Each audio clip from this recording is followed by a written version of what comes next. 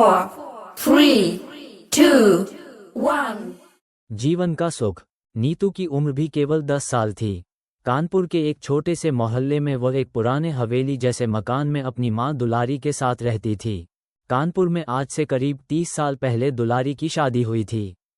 गांव की होने के कारण शहर के तौर तरीके उसे समझ नहीं आते थे। दुलारी के पति भगतराम बाजार में एक दुकान में नौकरी करते थे। आज से करीब 5 साल पहले उनके सिर में तेज दर्द उठा।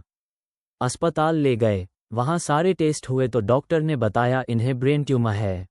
दुलारी की तो जैसे जिंदगी ही बदल गई। घर में रहने वाली देहाती लड़की जिसे बाहर का कुछ पता नहीं था, उसके सिर पर पूरी गृहस्थी का बोझ आ गया।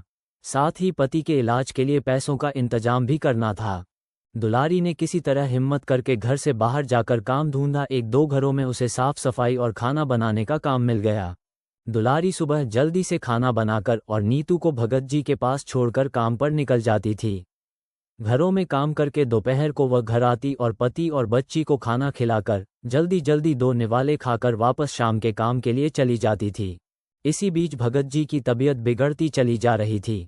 एक दिन जब दुलारी अस्पताल में भगत जी के पास बैठी तो उन्होंने कहा, दुलारी मुझे लगता है मेरे जाने का समय आ गया है। तू नीतू का ध्यान रखना और जिस हवेली में हम रहते हैं वो मेरे पिताजी के नाम थी। कभी भी उसे मत छोड़ना। बहुत मजबूरी हो तभी मकान बेचने के बारे में सोचना। नीतू को उन्होंने बहुत प्यार किया। दुलारी बिना कुछ बोले बस रोए जा रही थी। अगले दिन सुबह भगत जी चल बसे। दुलारी को कुछ समझ नहीं आ रहा था। आस पड़ोस के कुछ लोगों ने उनका अंतिम संस्कार कराया।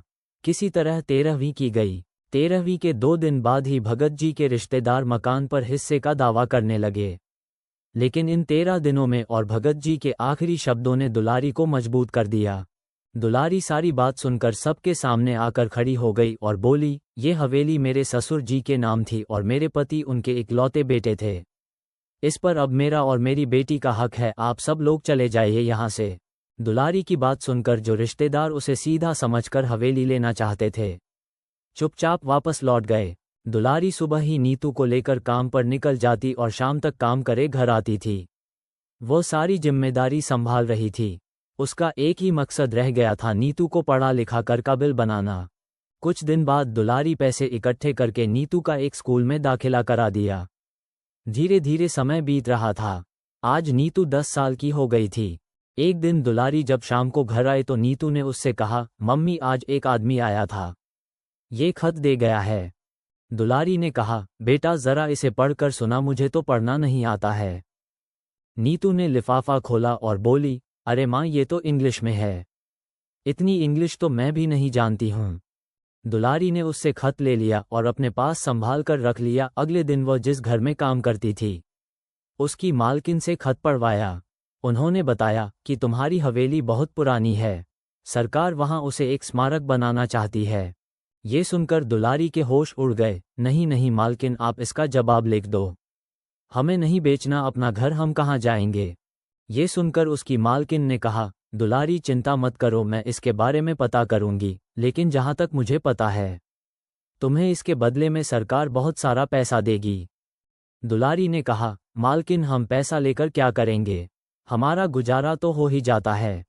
मालकिन ने उससे कहा, अच्छा 1-2 दिन रुक जा, मैं सब पता करके बताती हूँ। दुलारी काम खत्म करके घर आ गई। उसे आज बहुत चिंता हो रही थी।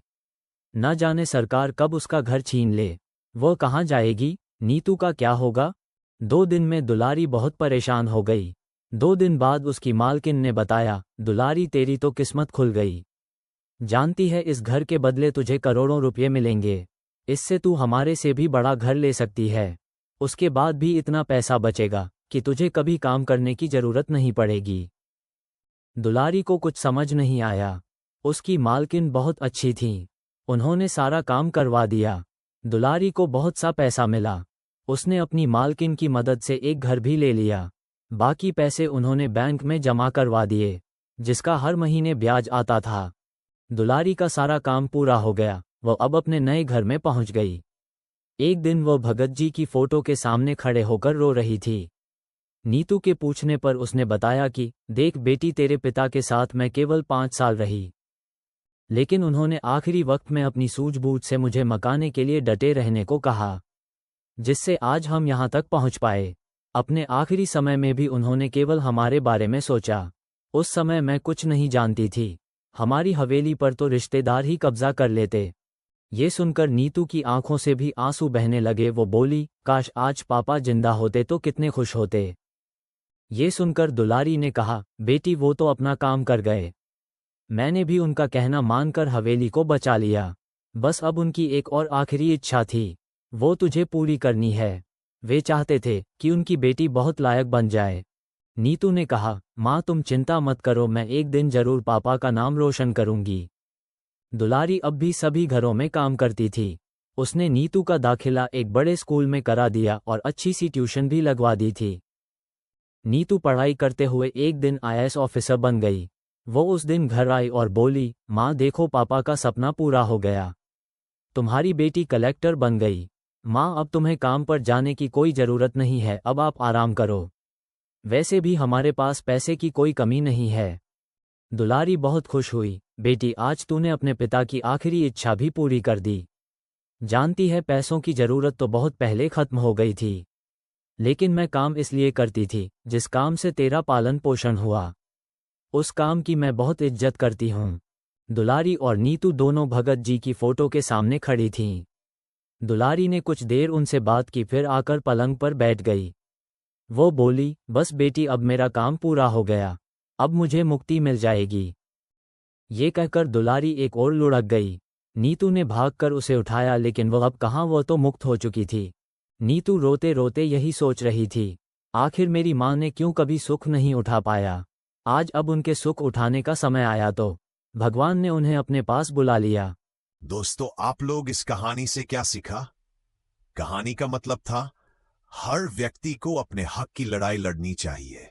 अगर आजकल अपने हक के लिए नहीं लड़ोगे तो समाज आपको भाव नहीं देगी। ये कहानी सिर्फ आप लोगों के मनोरंजन के तौर पर बनाया गया है।